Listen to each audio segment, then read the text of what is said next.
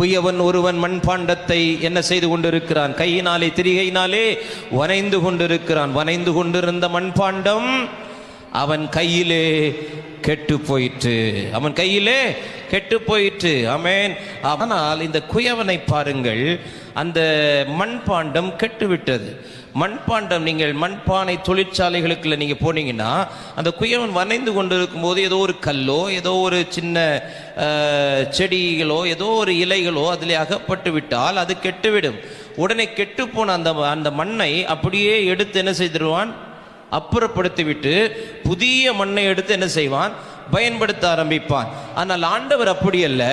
கெட்டு போனதை தூக்கி போட மனதில்லாமல் கெட்டு போனதை தன் பார்வைக்கு சரியானபடி என்ன செய்கிறாராம்?